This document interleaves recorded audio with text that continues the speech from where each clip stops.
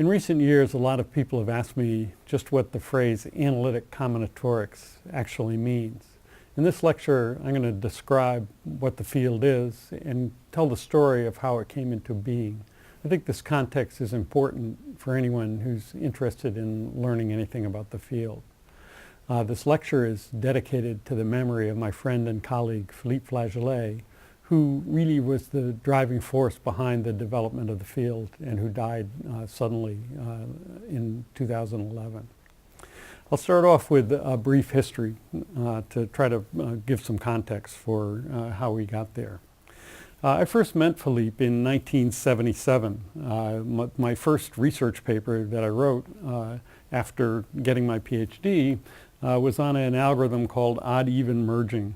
I went to, in those days, you would get your paper typed by a secretary and go to a conference and present it.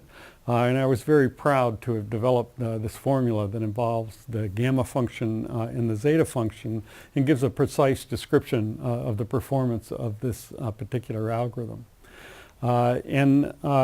Just a few months later, we had a conference in Providence, Rhode Island, where I was at the time. In those days, you go to the conference, and the first thing you do in the proceedings is go and look at the table of contents of the proceedings, see what's there. And there was another typed paper, and I was amazed to see a formula very much like mine, involving the zeta function and the gamma function, even though it was studying a completely different problem. And just as I was realizing that, Philippe came up to me and said, I believe that we have a formula in common. Both of us were very surprised to see the similarities among the formulas. And it might be said that we spent the rest of our careers trying to understand why. Now, it's worth it to think about what the world was like at the time that we started our research careers. We were both at that time in just the early part of our research careers. And the world was changing in very important ways all around us. Without going into too much detail, it really was the case that when we started school, people wore coats and ties. We wore coats and ties to dinner and so forth. But by the time we got our PhDs, there was Woodstock and hippies and so forth. And with respect to technology, there were huge changes. When we started school, computers were big, expensive, rare.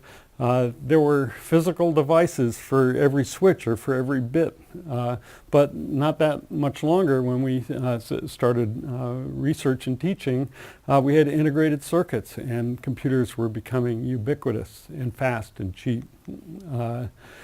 Another big thing was the access to computers. Most of the time that we were in college and in graduate school, you would get to develop a program. You had to put each line of the program on a punched card, and you had to give a box of punched cards to a computer operator, and you would get to run your program once a day. Not that much longer, we had later, when we started research and teaching, we had time-shared terminals, and we were always connected and have been connected ever since. And as I mentioned, when we started school, my thesis was typed by a secretary. So you present the result, and 6 months later, you'd sort of see what it looked like and submit it. It might be a year between the time that you get the result and somebody sees it.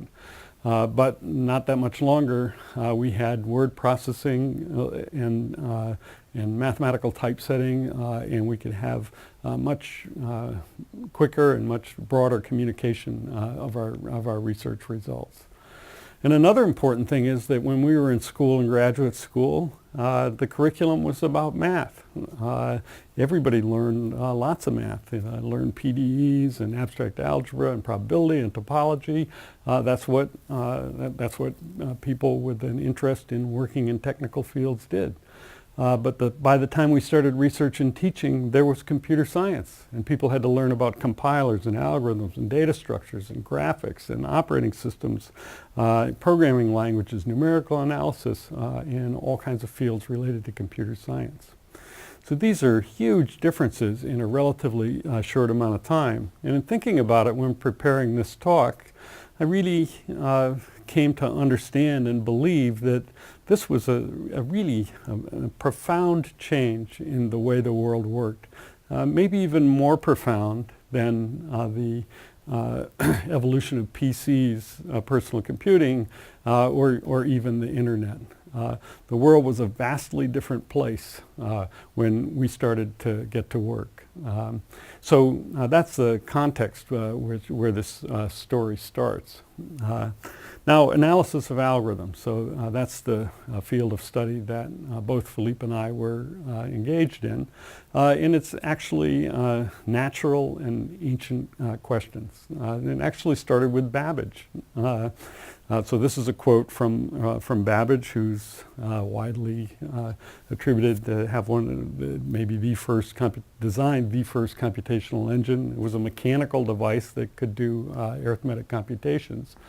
And what he said, even before building the thing, as soon as an analytic engine exists, it will necessarily guide the future course of the science, because you'd be able to do computations.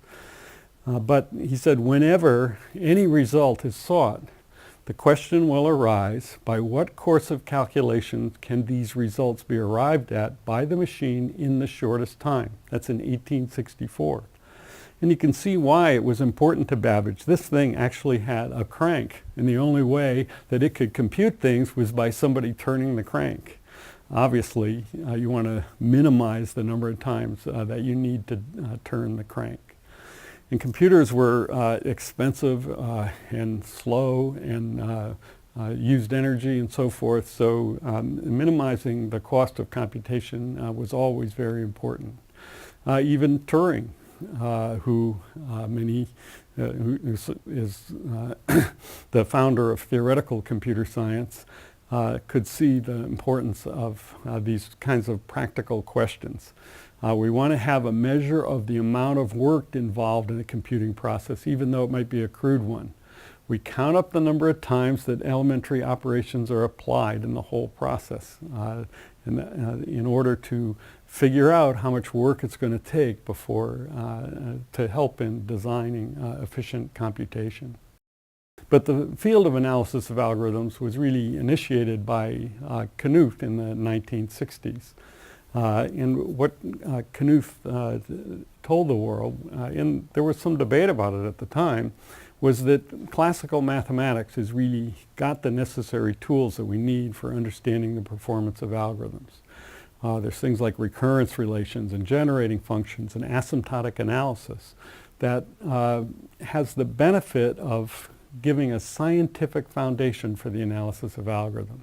And Knuth wrote a series of 4 books so far. The first one came out in the late 60s, and 2 more came out in the early 70s that really set out this scientific foundation that we really can use classic mathematics to understand the performance of algorithms. And with those mathematical models, we could go ahead and accurately predict performance and compare the efficiency of algorithms.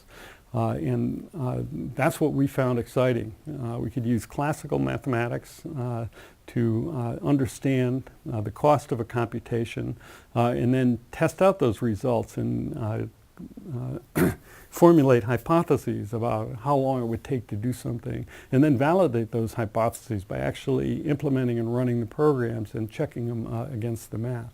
And there were many, many practical applications where people needed to have these kinds of accurate mathematical models and predictions. And Knuth's books were very densely filled with information that helped us advance this science. So that's a brief history of where we got started with analysis of algorithms.